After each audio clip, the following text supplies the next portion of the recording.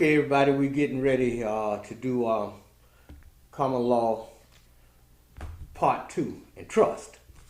Let me start off by saying, first of all, let me introduce y'all to the new business opportunity that we have. I've been contacted over and over and over by brothers and sisters across the United States and in other countries asking me about what kind of business opportunity do we have.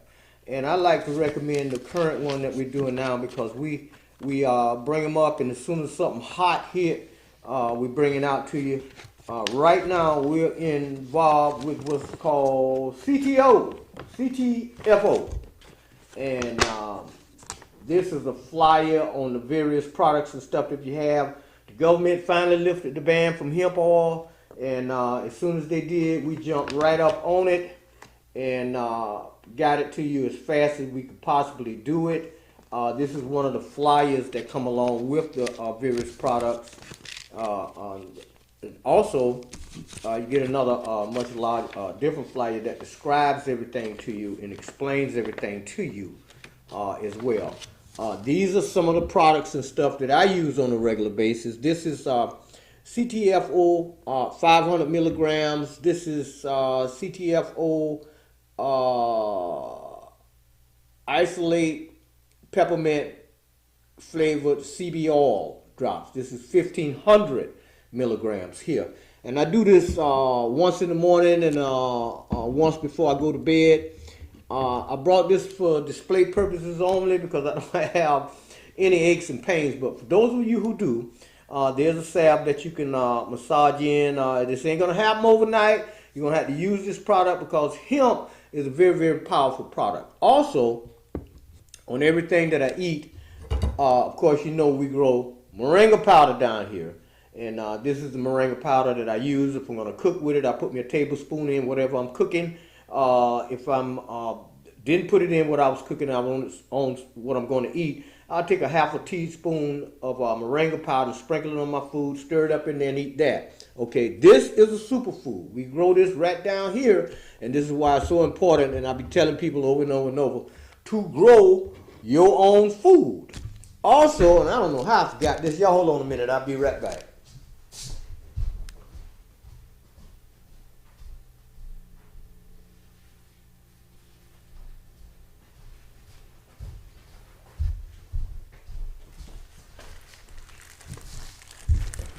Haritaki fruit, the king of the plant kingdom. Now, a lot of people don't understand how the body operates.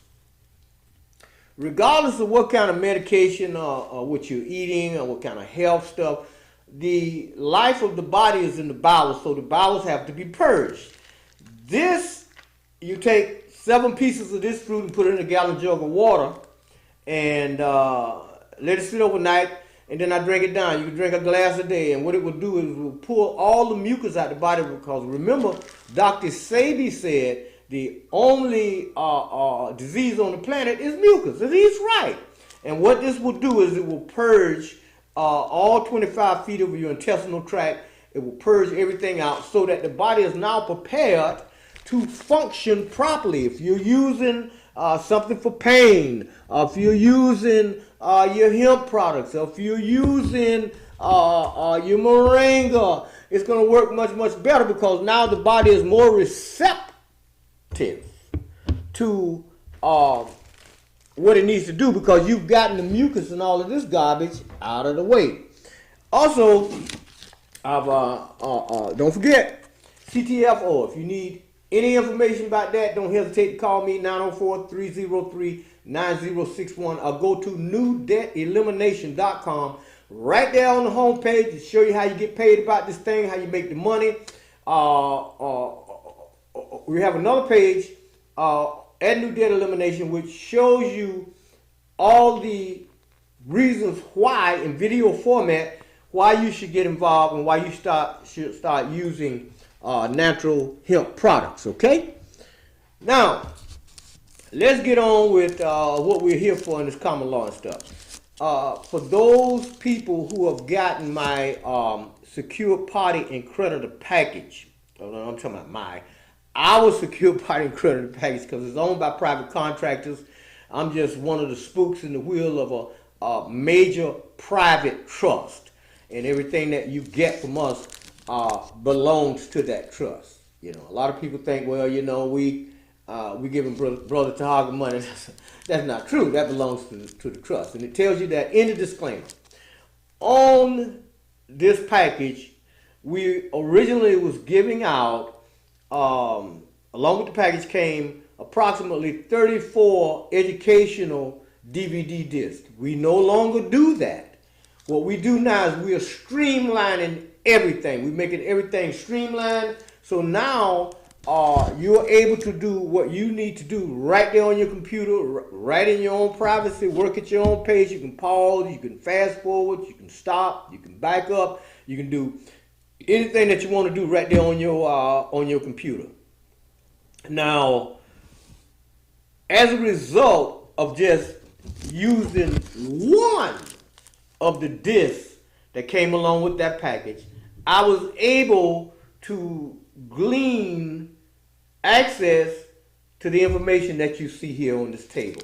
That led me to getting this information and creating for me a greater understanding of how to operate in the private, how to be a private banker, how to set up a general post, how to stop foreclosure, how to stop child support, how to stop credit card debt, how to stop student loan, how to deal with a mortgage. All of it I was able to glean from educational materials, and it's available. You got, for those of you who have the secure party creditor package, you got one disc in there alone, just one.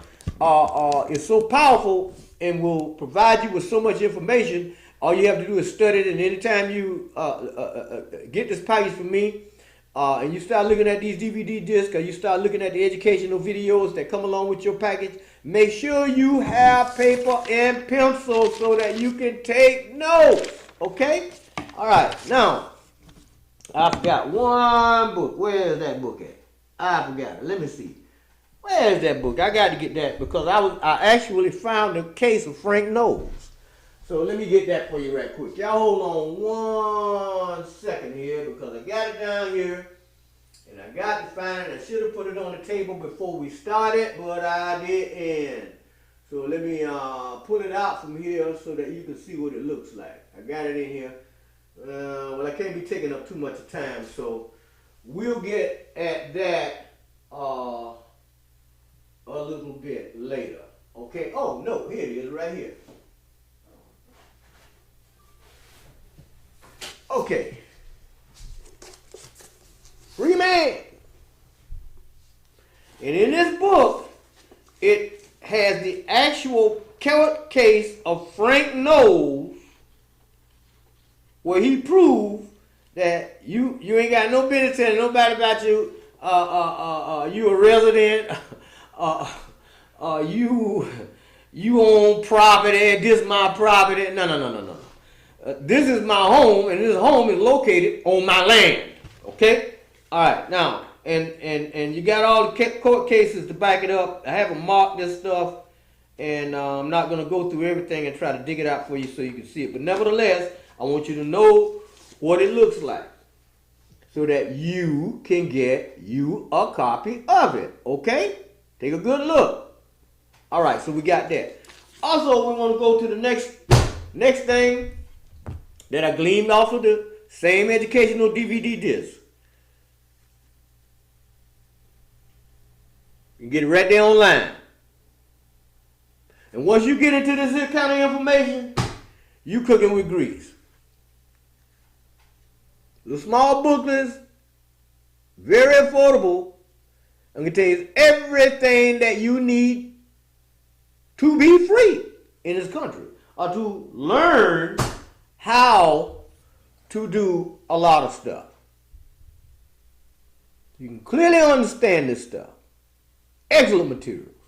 These are very, very inexpensive little documents. Now, as far as trust is concerned, you definitely need to read this. See this here? Take a good look. You got it? Okay.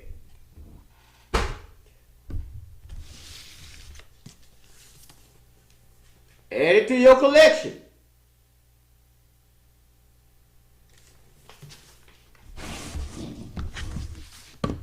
Now, along with all of my packages at New Debt Elimination, of course, you know, my library comes along with that, and it's got all your Black's Law dictionaries down in there. But it's a good idea for you to have one on hand for quick and easy reference if you're not on the computer.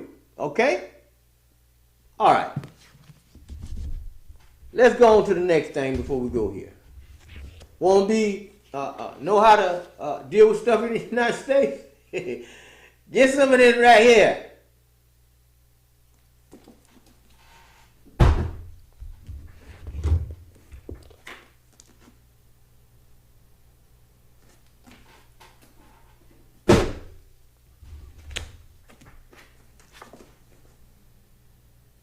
This is what to get. You're looking at it.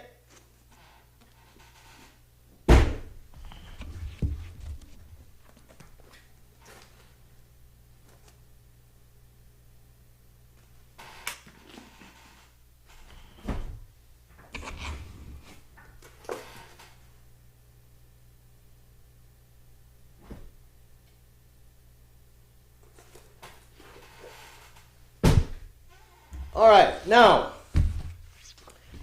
no matter what you do inside the United States, one of the most important things for you to understand is who you are. You need to learn everything that you can possibly learn about your own self, your own culture, your ancestors. You know, stop with the business about slavery. That's not part of your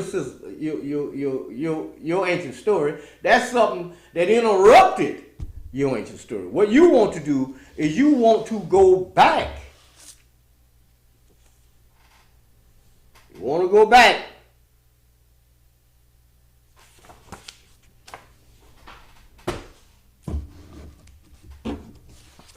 Now this stuff here you can get right there online and download it. You need to do the research because you need to know for a fact. See, we're not talking about what you believe. We're talking about what's factual. What can you prove? What can you put on the table? I would like to give a shout out to our government, the Moorish American government, who issued me this doctorate. This is just a sample. I have the original of my Divine Minister papers, which means that they recognize that my job as a part of the trust is to make our people aware, or try to teach our people, or try to help our people understand something and to get some type of freedom inside the United States. Also, in part one, don't forget we dealt with your grantor, your trustees, 1 and 2, the trust protector, executive secretary, trust manager, beneficiary. We'll give you a little brief explanation of that. But you want to go into in-depth analysis of each one of these people. And each one of these people have access to millions of dollars that they don't even know about. You need to know how to get that. You need to know how to access that credit and that power. And that is what we are here to provide you with, so that you can do just that. Now, in order for you to be efficient, and this is just what I do, every day I plan my day.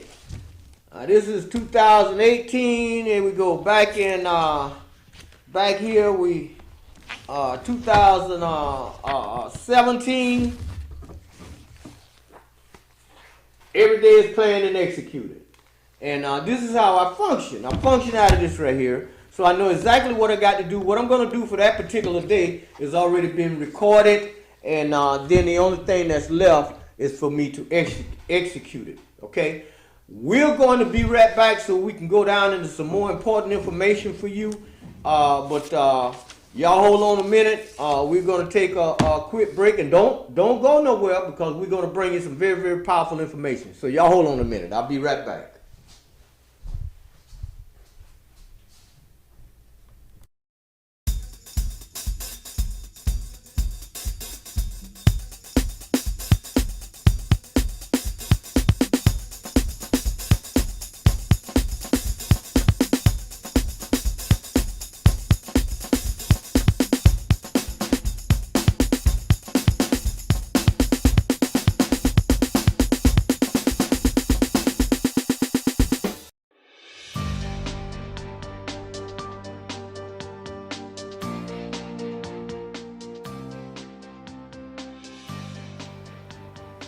Welcome to Law Sessions. I am Jennifer Housen. In this session, I will introduce you to 1, the basic concept of what a contract is, and 2, an introduction to contract formation. In particular, we will focus on the principles of offer and invitation to treat. Now, offer and acceptance together is termed agreement, but our focus in this lecture will be an introduction to contract and the concept of offer, and then contrasting it to the principle of invitation to treat. Now first, starting with the basic concept of what a contract is. The layperson would of course say that it is an agreement between 2 or more persons, but that is what will distinguish you, the budding lawyer, from the layperson, because throughout this series, you will hear me tell you to go to source. Now, in studying this or any other topic, never ever rely solely on what a tutor says, or a lecturer says, or God forbid, what a fellow student says, or even what I may say to you. Check for yourself from source, which for you as the law student, of course, means the experts. And by the experts, I mean the academics and the court decisions. Yes, you must read the cases. And if legislation is involved, what a particular act says. Now it means that whatever we discuss here, we will go to source. Now then, what is a suitable definition of a contract? Well, if we were to go to the source for the answer, the first response, in my view, is from Professor Tritle, who says that a contract is an agreement giving rise to obligations which are enforced or recognized by law. Now, he carries on by saying that the factor which distinguishes contractual from other legal obligations, for example, tort, is that they are based on the agreement of the contracting parties. Now, Sir Frederick Pollock, for his part, says that a contract is a promise or a set of promises which the law will enforce. And of course, not to be outdone, we see Sir William Anson saying that the law of contract may be provisionally described as that branch of the law which determines the circumstances in which a promise shall be legally binding on the person making it. So as a starting point, therefore, we can see that the great minds of contract law are united, not least that in the law of contract, not all agreements will be an agreement that is enforceable in law. So if we are dealing with a social arrangement, for example, say I ask my son to wash my car, or if we are dealing with an illegal agreement, so you and I agree that you will use my spare bedroom for the purposes of prostitution, or if we're dealing with an agreement that is contrary to public policy, so making an agreement which the law disapproves of, then such agreements, unfortunately, as much as I would like the income from the proceeds of the spare bedroom, will not be enforceable. It is the enforceability requirement which is significant in determining what is a contract. Now, the 3 essential elements of a valid contract under English law are agreement, meaning offer and acceptance, intention to create legal relations, and of course consideration. Now, by the end of this session, we will have reviewed the contract element of agreement, which is usually expressed in terms of offer and acceptance.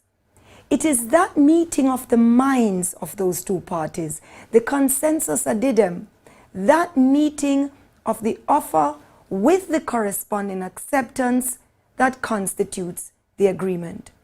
So our objective over this session are to know what is an offer and to be able to distinguish an offer from other forms of communication. In particular, what is an invitation to treat? So we will know what is the correlation between offer and possibly acceptance, and then what is meant by an offer. And of course, consider it in the context of invitation to treat. Well, an offer could be defined as a proposal or a promise by one person, who is called the offeror in law, to enter into a contract on a particular set of terms with the specific intention of being bound by that promise, as soon as the person to whom the promise is made, called the offeree, signifies his acceptance. Now, that may sound a fairly long definition, so let's put it another way. It is where, from an objective standpoint, there is an expression of willingness by the offeror to be bound by its terms once it is accepted by the offeree. Now then, an offer may be made to an individual. It may be made to a group. It may be made to the general public. So, for example, a reward for information or a reward for finding and returning a dog. An offer may be written. It may be spoken. It may be implied by conduct. Now, one important point for law students to remember is that what in fact amounts to an offer can and certainly does give rise to differences of opinion. So, for example, during the bargaining process, there may be a series of communications between the offeror on the one hand and the offeree on the other as they move towards a final agreement. And so it may be difficult to be exactly sure whether a specific statement was an offer or whether it was only part of continuing negotiations between the parties. It is these that you have to be careful of, because examiners tend to seize on and exploit these when they are writing contract law questions. They want you to discuss the fine line distinctions by using the cases and going to source for academic commentary in determining if a particular communication is an offer or not. Now, one possible approach in determining whether there is an offer is to examine whether they were expected to bargain further. Were the parties expected to bargain further? Or whether the communications made to that point showed a clear willingness to be bound if the other party agreed or assented. Now, this is easier said than done, as the cases conflict at times. In fact, to understand the principle of offer, any discussion must consider the two contrasting cases of Storer and Manchester City Council in 1974 and Gibson and Manchester City Council in 1979. Now, both cases were concerned with Manchester City Council's policy of selling off council houses to its tenants who were living in them. Now, councils in England tend to be the largest social landlords, and in a particular area and at any time, Manchester City Council was controlled by the Conservative Party, and this was an era when there was a Conservative Party policy to make homeowners of their council tenants. So basically, persons who had been renting their properties now had the right to buy them. And this was considered the right to buy scheme, making people owners of their own property. Now, Mr. Storer and Mr. Gibson were two such tenants who wanted to buy their council house.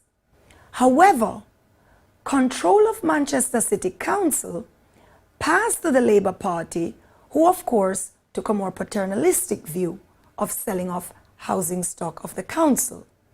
And they resolved to discontinue the sale of council houses.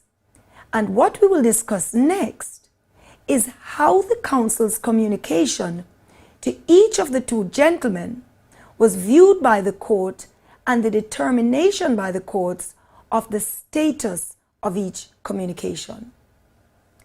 By way of recap, therefore, Tritle, Pollock, and Anson say that a contract is a legally enforceable agreement. The requirements of a contract are agreement, meaning offer and acceptance, intention to create legal relations, and consideration. An offer is an expression of willingness by the offeror to be bound once there is acceptance by the offeree. We will then go into part 2, of course, and we will continue with offer as well as the 2 cases raised earlier, and in that segment we will look at the contrasting cases of Storer and Gibson and further consider the situations where an offer is shown as being distinct from an invitation to treat.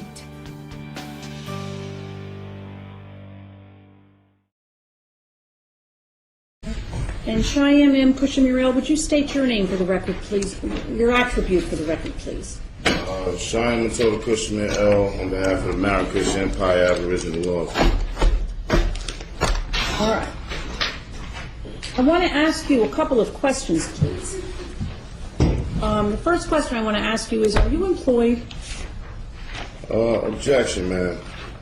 This hearing is supposed to be about jurisdiction. This court has no jurisdiction. The court has no jurisdiction to determine its own jurisdiction for a basic issue in any case before a tribunal. Well, if I have no jurisdiction to determine my own jurisdiction, how are you going to get that issue resolved? Listen, this case in this courtroom is a culpable, incompetent court of jurisdiction. You can't, according to federal case law, you can't set another hearing to reach and determine your own jurisdiction. As I've stated for the record plenty of times, I'm only handling threat, duress, and coercion, and because the prosecution falsely holds my property, and I'm here to clarify that matter. Other than that, I'm here under threat, duress, and coercion. It is completely against federal case law. It has power to act, and a court must have the authority to decide that question in the first instance. That's Rescue Army versus Municipal Court of Los Angeles. A departure by a court from the recognized and established requirements of law, however close apparent adherence to mere form and method of procedure, which has the effect of depriving one of a constitutional right, is in excess of jurisdiction. You have the flag right behind you, ma'am. May I interrupt you for a moment, You please? may not, ma'am. Then Objection. would you, when you're done speaking, would you let me know so that I can ask a question? I'm not obligated to answer any questions, so I have no intentions of answering any question. Well, I'll ask it anyway, and then I'll ask it jurisdiction anyway, hasn't and been you can proven. decide what you want to say. Thus, where a judicial tribunal has no jurisdiction of the subject matter on which it assumes to act, its proceedings are absolutely void in the fullest sense of the term, Dillon versus Dillon. Courts enforcing mere statutes, as it is to my understanding, that this is a statute, not a constitutional violation of law. In fact, one of the hearings I had with you, you said people are not charged with constitutional violations. I don't understand how you could be enforcing statutes and you have the Constitution, the U.S. flag behind you, as if you hadn't taken an oath to uphold the Constitution. Courts enforcing their statutes do not act judicially, but merely ministerially. Thus, no judicial immunity, and unlike courts of law, do not obtain jurisdiction by service of process, nor even arrest and compelled appearance. Boswell versus Otis. I've been here 3 or 4 times under threat, duress, and coercion. Prosecution doesn't even have folders in front of him. He has no objections. He has nothing to say. He cannot prove jurisdiction. This court should have been dismissed this case. This is a culpable court of incompetent jurisdiction. The fact that petitioner was released on a promise to appear before a magistrate for an arraignment, that fact is circumstance to be considered in determining whether the first instance there was a probable cause for the arrest. Monroe versus Popper. There is no discretion to ignore the lack of jurisdiction. Court must prove on the record all jurisdiction facts related to the jurisdiction asserted. A universal principle, as old as the law, is that proceedings of a court without jurisdiction are a nullity and its judgment therein without effect either on person or property. This case has already been put before the federal court and you will be receiving a notice of removal very shortly. This court has no jurisdiction. Prosecution can't prove jurisdiction. This case shall be dismissed, and it will. Did you file a notice of removal with the federal court? Yes, you will be receiving it shortly. All right. Well, when I receive it, I will rule on it. This is my question to you, however. Are you employed? I'm not employed. I'm not employed with any corporations incorporated with the state of New Jersey.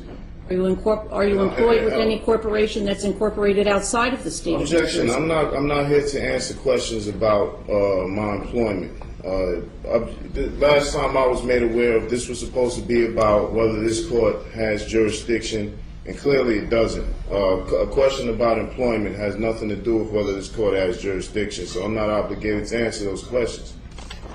Now, I shall not be answering any more of those questions that are not pertaining to jurisdictional facts. Well, this is my question to you. I asked it before. If your position is that this court has no jurisdiction to determine its own jurisdiction. Objection, man. That is not my ruling. That is not my holding. I've given you the federal case law regarding such.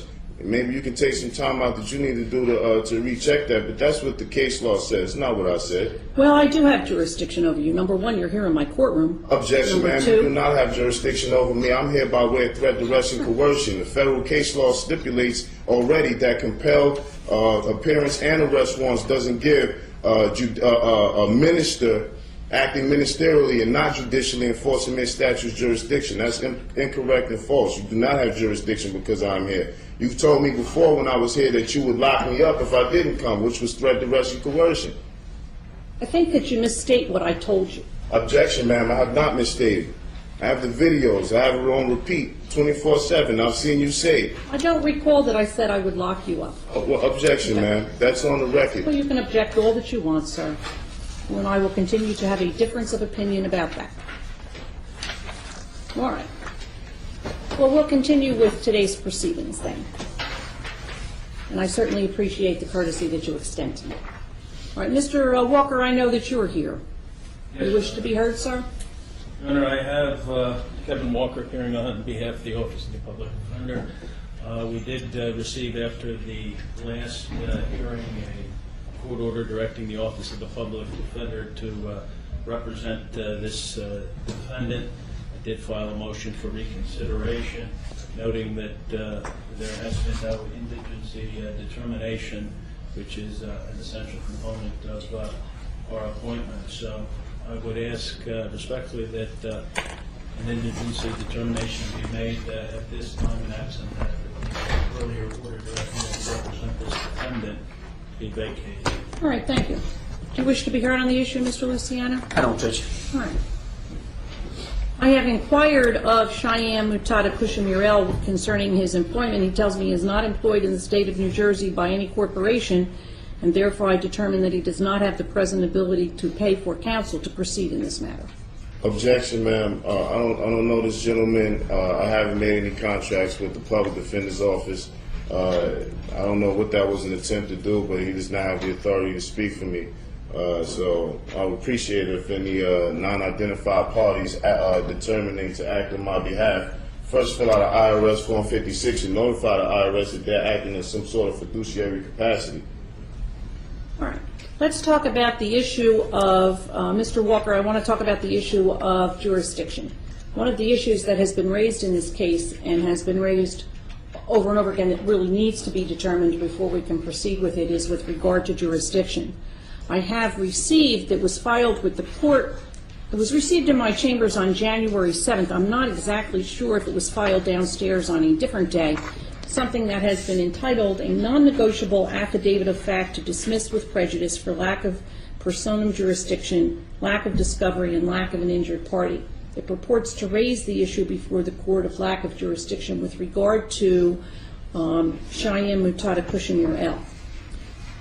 Despite what Cheyenne Mutada Kushamir L says, this is not an application to the court to dismiss anything with anything. There are certain ways, as you are aware, Mr. Walker, to bring issues before the court.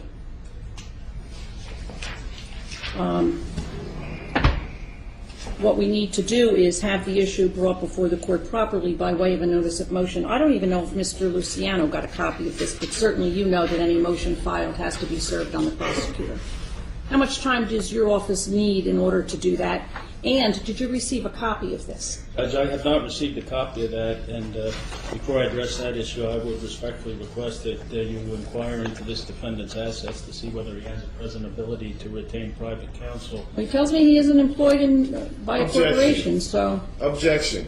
This is obscene. Sir? I do This not. is a conversation that I'm having with Mr. Walker, not with you. This is he And the cannot way you speak didn't for want me, me man. to interrupt you, I would like you not to interrupt me or Mr. Walker.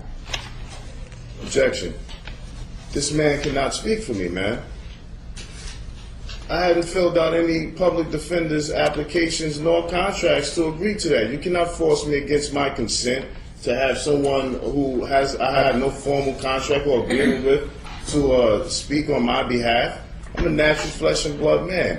I don't You have are? to have. Yes, ma'am. I do not have to have an attorney at law, a colorable attorney at law, de facto attorney at law, propose or purport to speak for me in any regards to these matters at hand.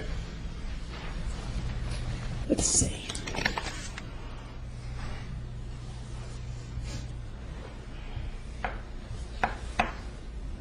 March 23rd, sufficient time, Mr. Walker? I think so, Judge. All right. Then this matter shall be and hereby is continued until Monday, March 23rd at 9 o'clock. Objection, man. The notice of removal is already in. You will be receiving it today. So, If I receive it before March 23rd at 9 a.m., I am aware of my obligations when a matter has been removed to federal court. If for some reason the federal court does not accept it, or it's not properly filed, or there's something else, that's the next date for this proceeding. objection, Thank you man. very I will much. not be participating in any more of these proceedings. Do what you want. I'm sovereign. I can do that. This is the only notice that I will give you of the proceeding on March 23rd at 9 o'clock in the morning. We don't send out letters reminding people. We'll simply expect that you will be here. Thank you Judge, very he will much. be contacted by my office, and we'll arrange an interview with him in the office, and he'll have to sign in. Do you have his address? It's on the here. address I have is the P.O. box is Objection. right here. Objection. If you attempt to contact me and negotiate any contracts with me, you will be getting sued in federal court too as well, sir. All right. Thank you very much.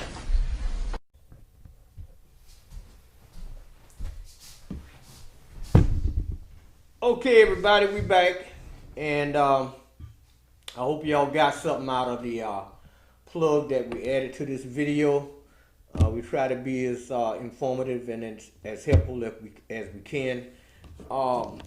Remember, I was telling you about the gentleman named Frank Knowles. Is in this book. What about let's go back and take a look at something that you find interesting. You probably heard a lot about, but you probably haven't gotten a chance to read anything about it. Let's look at the Louisiana land purchase. What it was all about, what was written, all of it right here in this book. The very next treaty of the United States from which all land patents flow under the Supremacy Clause is the Louisiana Purchase from France under the Treaty of Cession, April 20th, 1803. 8 STAT-2001, signed at Paris, in which our young nation gained the territory of the following states: Louisiana, Arkansas, Oklahoma, Kansas, Nebraska, Iowa, Wisconsin, North and South Dakota, Montana and Wyoming, and the northeast 2/3 of Colorado.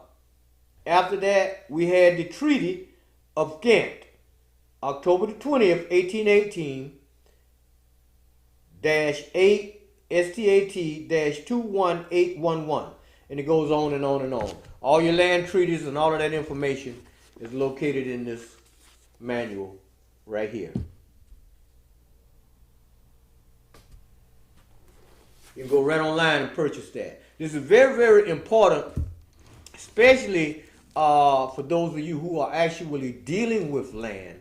You got your property, because we've been, that's another thing, we've been led to believe that we are supposed to consider ourselves as residents and property, and this is my lot and all of that. No.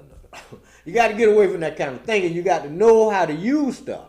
Now I want to show you a few documents here. This is an actual copy of a notice of understanding and intended claim of right that I have personally used for myself. This is a blank copy. I got the original around here somewhere. This is a non-negotiable common right copy law notice right here.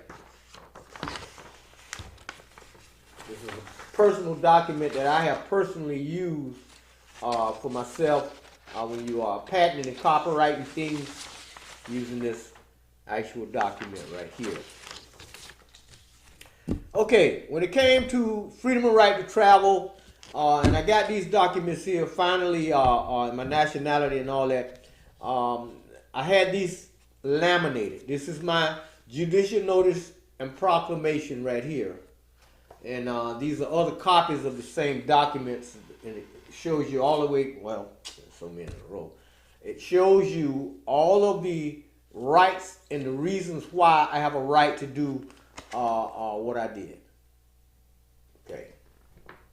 This is the actual documents that I used when it came to dealing with the freedom of right to travel in regards to my nationality and anything else. Also, this is a copy that people have gotten from me in the past. Have gotten different different packages and stuff, and this is money that belongs to you. And if you don't have this, go to newdebtelimination.com and click on the contact us page, fill out the little information, and just request a free copy of Big Tobacco Must Play. Just put it down in the comment section, because if you don't do that, then I'll send you my free report. I'm gonna do that anyway. But if you want to get a copy of this, and this thing is huge, you'll be surprised at what's in here in all kind of ways to get paid. So I'm going to conclude this particular segment on part 2 of trust and common law. I've presented you with access to information that you can get a hold of and use for yourself. And but it's one other thing that I want to add. You ask yourself a question, well, if Brother Tarhaka gave us access to all these different books we can use, and he got these different packages and stuff, what about that? Well, along with that, you have to look at the situation like this. There's more to the packages that we have than you can comprehend. We can't put it all out there just like that. Once you get that package, especially the secure party creditor or the foreclosure killer, or well, any of them, you got access to the most powerful teachers there is that's going to walk you through this stuff step by step. You need the tools of production in your hand, and then we're able to plug you into how to become successful. You got direct access to me. If you got a question, you can call me. We're going to answer the phone. If we don't answer right away, we're going to call you back. I hope we've been helpful today in part 2. I've done the best I could, because I could be here all day long pulling out documents for you to see. But that's not going to do you any good. What you need to do is access the materials that's presented, and above all things, get a hold to the packages that we got at newdebtelimination.com, because when you do that, you're actually positioning yourself to get something done. Okay? www.newdebtelimination.com. Y'all have a nice day. Peace.